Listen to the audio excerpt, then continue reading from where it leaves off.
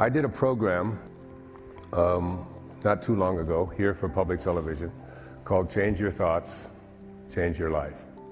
And it was based upon the great teachings of Lao Tzu 2,500 years ago in the Tao Te Ching that some people call the wisest book ever written. In that book, what I learned and what I tried to offer to the public who watch public television, it taught us, and it taught me, what to think.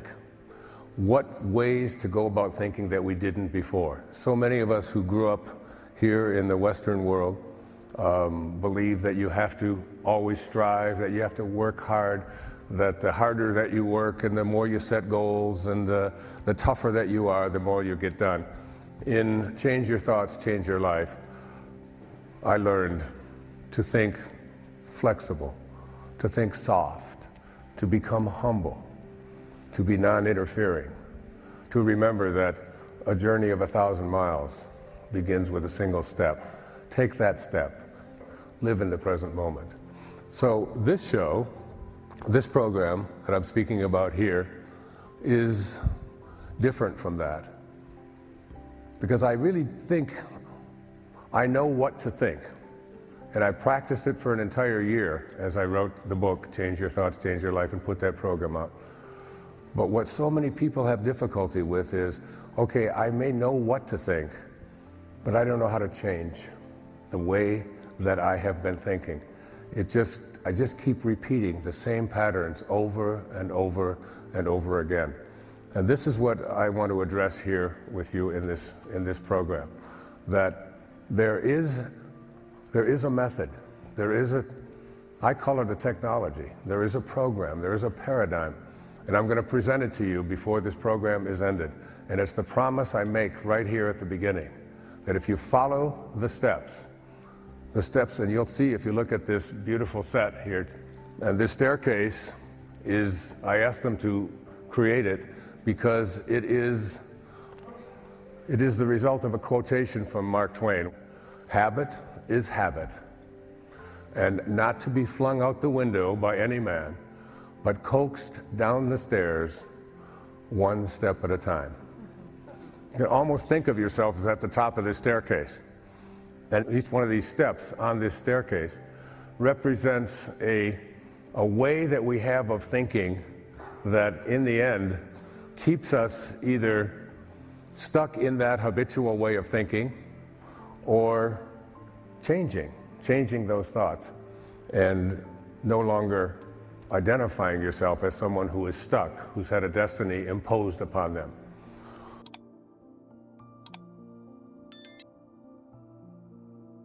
Basically, there are two very large excuses that we carry with us, and I want to talk a little bit about them here in the opening of this program, and then as we move along, go into the very specific steps that will help you to identify how to make those changes. And believe me, the idea that because you've done it for a very long time, or because you've lived with a particular habit for a very long time, is not a reason that it has to take a very long time to change it.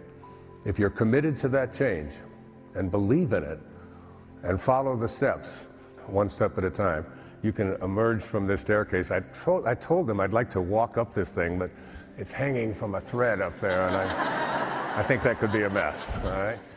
So, the two big excuses that as I sat down to write this book and put this program together, one of them I learned about in a book written by a man who's become a very close friend of mine. His name is Bruce Lipton. And he wrote a wonderful book that I encourage you to look at and examine and read and study. It's called The Biology of Belief. The biology of belief really has a whole different approach. I was watching a television show one evening, and there was a man being interviewed on one of the talk shows, and I heard him just spew out, well, you can't change your DNA, that's for sure. I mean, you can't change your heredity. Whatever you were given genetically is something that you're stuck with. Well, Bruce talks about a new science called epigenetics. And I was sitting there and I was taking notes and I was writing about the opening parts of the book, the Excuses Be Gone book, and I stood up and I looked and I said, "You're absolutely wrong.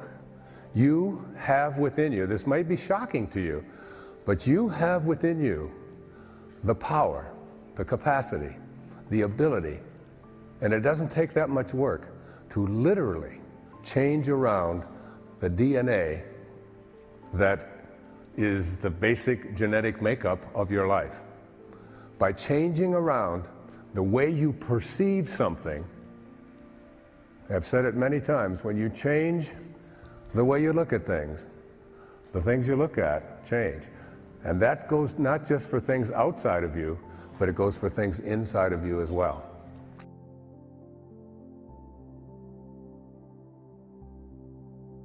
And a little profanity possibly, and I find myself acting in a really irrational, crazy way, and I catch myself.